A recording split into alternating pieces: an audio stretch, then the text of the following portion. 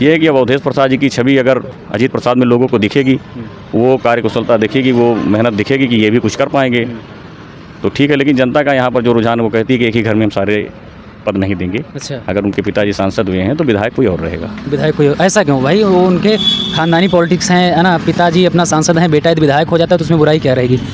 नहीं, विधायक जैसे बाप अगर कोई काम कर रहा है तो ज़रूरी नहीं कि बेटा भी उस काम को बेहतर तरीके से कर पाए। सिंह नाम है हमारा। अभय सिंह। तो आप पेशे से? पेशे से तो हम कहने सुनने के लिए अध्यापक हैं, पूरे अध्यापक नहीं हैं लेकिन। और उसके अलावा पार्ट टाइम? उसके अलावा बस ऐसे नुक्कड़ सभा किया जाता है, चुनावी मुद्दा चल रहा है, चुनाव चर्चा की जाती है। अच्छा, तो क्या लग रहा है आपके यहाँ मिल्कीपुर विधानसभा क्षेत्र में अभी हाल फिलहाल में चुनाव होने वाला है, नवंबर दिसंबर तक हो जाएगा, तो क्या माहौल क्या लग रहा है भाई? पार्टियां जो हैं, अभी तक तो 3 पार्टियां थीं चर्चित पार्टियां, अब एक और नई नवीन पार्टी आ गई है आपके क्षेत्र में, आज़ाद समाज पार्टी, तो अब कुल मिला के चार पार्टियां हो गई हैं। चारों पार्टियां ताल पे ताल ठोक रही हैं, तो ऐसे में क्या लग रहा है यहाँ की जो जनता है, यहाँ का जो आम नागरिक है, उसका मन क्या है अब की बार? ये चुनाव जो होगा वो भारतीय जनता पार्टी और समाजवादी पार्टी के बीच होना है। बाकी दोनों पार्टियों कोई अस्तित्व नहीं है। बहुजन समाज पार्टी और आज़ाद समाज पार्टी का कोई अस्तित्व नहीं? कोई मतलब नहीं है। वो लोग बस खाली जो है फाइट किस में है? फाइट समाजवादी और बीजेपी में रहेगी। बीजेपी में। अच्छा, तो अब की बार के मुद्दे क्या होने वाले हैं? मुद्दे ये देखिए, सरकार अपना अलग से मुद्दा क्या देती है। अभी जल्दी में जो है रोजगार के लिए तमाम पैसे सरकार ने जो है दिए हैं। एनडी यूनिवर्सिटी में भी मुख्यमंत्री जी आए थे। तो सामाजिक सबसे बड़ा मुद्दा यहाँ पर जानवरों का मुद्दा है, पहले उसको सरकार को सही करना चाहिए। हाँ, हमारे क्या चल रहे हैं यहाँ पर, किसान, गांव में किसान रहता है और किसानों की सरकार है। सरकार बताती है किसानों के लिए कर रहे हैं, नौजवानों के लिए कर रहे हैं, छात्रों के लिए कर रहे हैं। अच्छा, तो कहीं ना कहीं से जो है ये बड़ा मुद्दा रहेगा। आप पेशे से अध्यापक हैं, लोग कह रहे हैं कि शिक्षा व्यवस्था बीजेपी सरकार में डगमगाई हुई है। देखिए, शिक्षा व्यवस्था नहीं डगमगाई, शिक्षा व्यवस्था और सुदृढ़ हुई है। विद्यालयों में जो अच्छी व्यवस्थाएं दी जा रही हैं। हाँ, ये है कि अध्यापकों पे नकेल कसी जाती है। नकेल क्या कसी जा रही है? जैसे देखिए, अध्यापकों का जो काम होता है उसके अलावा अगर आप काम देंगे तो कहीं ना कहीं से मामला डिस्टर्ब होगा। पढ़ाने का काम है, पढ़ाने दीजिए। अब आप उसमें सर्वे करवाएंगे, गांव सर्वे करवाएंगे, जानवरों की गिनती करवाएंगे, कोई गांव में शौचालय गिनती करवाएंगे। ऐसे तमाम काम ऐसे हैं जहां अध्यापकों को न लगाया जाए, उनसे उनका ही कार्य लिया जाए तो बेहतर तरीके से काम हो सकता है। अच्छा, एजुकेशन शिक्षा व्यवस्था पर मतलब टैक्स वगैरह लगा दिए हैं, इस पर क्या कहोगे? देखिए, टैक्स, जीएसटी, शिक्षा पे जीएसटी तो हमको नहीं लगता अभी है। सब ये काम तो ये है कि इनको अगर बंद करवाना, अगर इनको प्राइवेट स्कूल, पहले प्राइवेट स्कूलों में नकेल कर, सरकारी विद्यालयों में कोई जीएसटी नहीं। हम लोग तो सरकारी विद्यालय, प्राइवेट विद्यालय वाले जो है अगर आपको 100 रुपये किताब देते हैं, 70 रुपये कमीशन विद्यालय को चला जाता है। तो सबसे पहले अगर कसना है किसी को तो ये जो है जाके प्राइवेट स्कूलों पे नकेल कसें। तो सरकारी विद्यालय में इतनी अच्छी शिक्षा है कहाँ जो बच्चा जाए जो अच्छे से पढ़ सके उसमें? सरकारी विद्यालय में अगर आपको शिक्षा देखनी है तो आप हमारा विद्यालय वरवा चले जाइए। आप वहाँ पर किसी से जो है पूछिए नहीं, आप विद्यालय में चले जाइए और जाके वहाँ की व्यवस्था देख लीजिए, वहाँ के रहन सहन को देख लीजिए, वहाँ के बच्चों में गुणवत्ता देख लीजिए। ऐसा नहीं है कि सरकारी विद्यालय ख़राब है। गार्जियन की मानसिकता चेंज करनी पड़ेगी। अगर गार्जियन अपने बच्चे को, देखिए क्या होता है कि अगर हम शेयर में मार्केट में पैसा लगाते हैं तो हम शाम को शेयर देखते हैं घटा कि बढ़ा। जब गार्जियन अपने बच्चों पे पैसा खर्च करेगा, उसके लिए 250 रुपये की, 500 रुपये की ड्रेस लेके आएगा, उसके लिए रबड़, कटर, पेंसिल, ज्योमेट्री बॉक्स, ये सारी व्यवस्था करेगा, महंगी पुस्तकें लेगा, तो वो अपने बच्चे को देखेगा। हमारे यहाँ विद्यालय में गरीब तबके के लोग आते हैं, बच्चे आते हैं, उनके बच्चे आते हैं, वो क्या, उनकी क्या मानसिकता होती है कि जो है गया स्कूल नहीं गया। अब हमारे यहाँ विद्यालयों में सुबह जो है अभियान चलाया गया कि 8 बजे का विद्यालय है तो 7, साढ़े 7 बजे तक एक बार जो है सारे अध्यापक सर्वे कर लें कि बच्चे जो है क्या कारण है नहीं आते। गांव में मान लीजिए अभी विगत दिनों धान रोपाई हुई, धान में नहीं आए, कोई मेला आ गया, अभी नागपंचमी का त्यौहार आया, तो इसमें बच्चे बहुत ज़्यादा डिस्टर्ब होते हैं। लेकिन वही 15 अगस्त को पूरे विद्यालय में हमारे यहाँ 400 संख्या है तो हमको लगता है कि 100% बच्चे थे। तो विद्यालय में कहीं से कोई कमी नहीं है, अध्यापकों के अंदर कोई कमी नहीं है, बस थोड़ा सा गार्जियन को मानसिकता अपनी चेंज करनी चाहिए कि हमको अपने बच्चों को थोड़ा सा ध्यान देने का विषय है। देखिए, भारतीय जनता पार्टी जिसको टिकट देगी, को पुराने को देती या नए को देती है, वो सरकार की मंशा है, सरकार के तंत्र का कार्य है।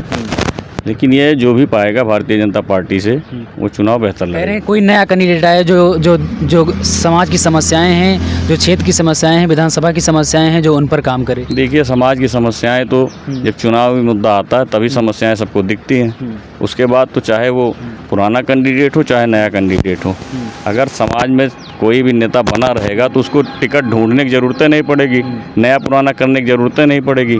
तो ये सारी चीज़ें तो इस पे ध्यान देने का विषय तो नेता का है।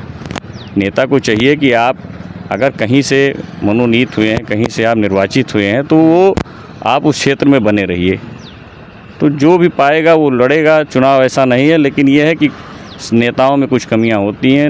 आदमी यहाँ का 70% जो आदमी होता है वोट देता है, 30%, 20% या 25% लोग राजनीति करते हैं। अच्छा, वो भी राजनीति ये करते नहीं हैं।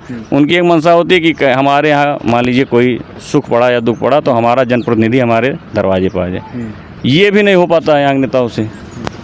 अच्छा, तो क्या लग रहा है जो बाबा गोरखनाथ जी हैं उनको टिकट मिला तो कहाँ तक मतलब सीट बीजेपी के खेमे में जा सकती है?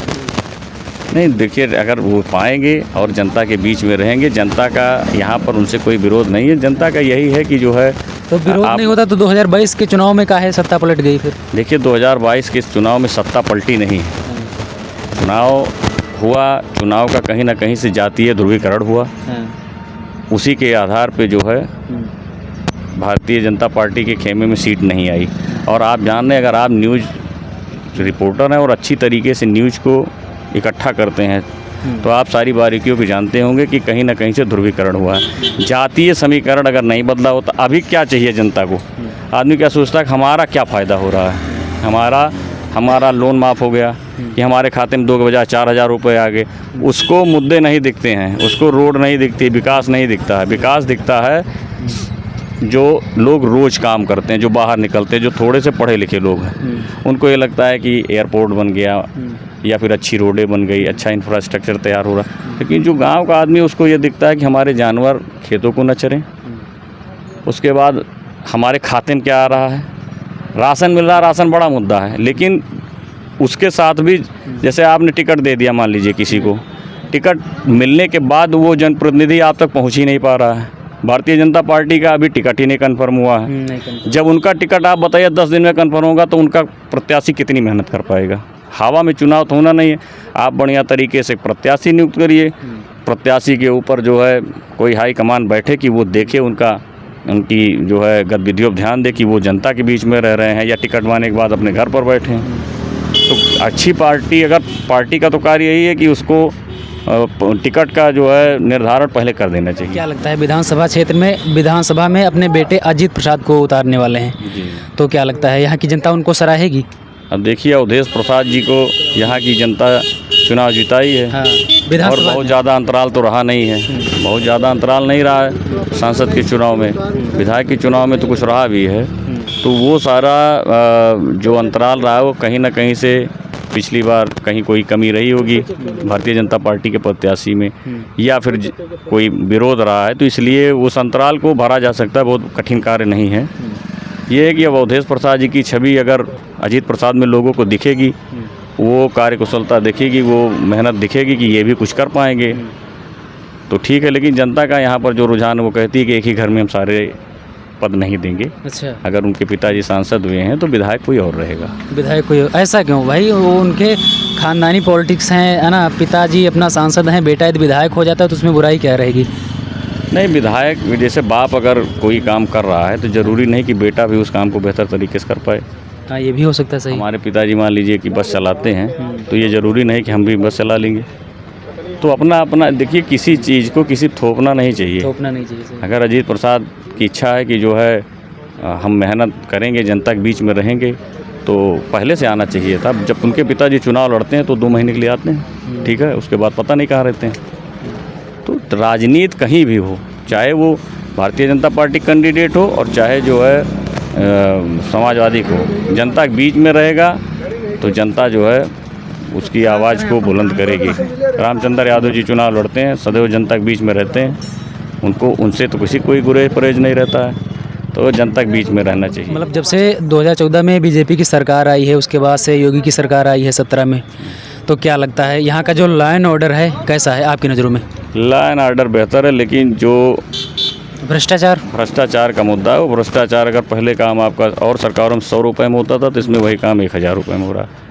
यहाँ पर अधिकारी किसी की सुनते नहीं हैं, अधिकारी बिना पैसे के कोई काम नहीं करते हैं। निचले अधिकारी से लेकर जो आपके तहसील में लेखपाल होगा, ठीक है, लेखपाल से लेकर SDM तक भारी भ्रष्टाचार में संलिप्त। और सपा की सरकार में ऐसा नहीं था? सपा की सरकार में मैंने कहा कि अगर 10% भ्रष्टाचार था तो इसमें 100%। इसमें अधिकारियों पे किसी राजनेता का ना तो अंकुश है, ना उसके उच्चतम अधिकारियों का कोई अंकुश है। चाहे जिस क्षेत्र में आप चले जाइए, आज न्यूज़ रिपोर्टर हैं, एक चाहे आप विजिलेंस का कोई अधिकारी ले लीजिए या फिर जो है किसी भी जो ऐसे हैं विभाग जिनके अधिकारी इन लोगों को करप्शन में पकड़ते हैं, एंटी करप्शन किसी के ले लीजिए और उसको लेके आप ऐसे अपरिचित बन के चले जाइए। अगर काम करना है तो वहाँ पर अपने आप दिख जाएगा घूस लिया जा रहा है कि नहीं लिया, बहुत बड़े पैमाने पर घूस लिया जा रहा है। अच्छा, आम जनता तो ये कह रही है कि इसके पहले जब अन्य सरकारें थी, सपा की, कांग्रेस की, उसमें मतलब भ्रष्टाचार, करप्शन, ये चीज़ें एकदम चरम पर थी। जब से बीजेपी की सरकार आई हो, चाहे वो राज्य में हो चाहे वो केंद्र में हो, तब से भ्रष्टाचार एकदम ना के बराबर हो गया है, दंगे प्रसाद एकदम ना के बराबर हो गए हैं, करप्शन एकदम ना के बराबर हो गया है, और यदि लॉ एंड ऑर्डर की बात करें तो एकदम टॉप पर हो गया है।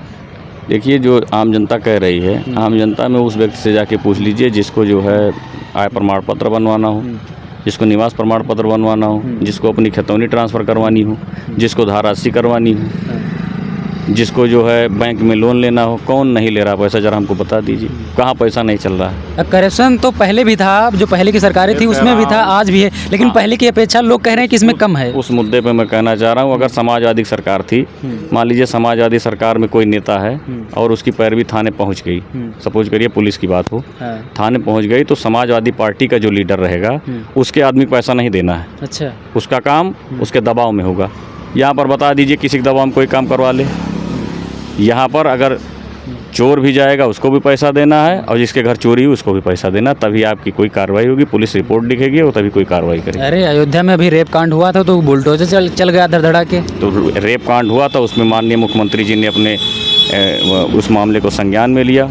देखिए, मुख्यमंत्री में और प्रधानमंत्री में कोई कमी नहीं है। वो दोनों लोग, अच्छा, कमी किसमें है? वो चलो वो दोनों लोग बहुत बढ़िया अव्वल नंबर का काम कर रहे हैं, कमियां किसमें है? कमी उनके तंत्र में है, जो निचले तबके के निचले तबके के कार्यकर्ता, उनके अधिकारियों में है। अधिकारियों के ऊपर उनका कोई अंकुश है या अधिकारियों के ऊपर उनकी कोई लगाम है।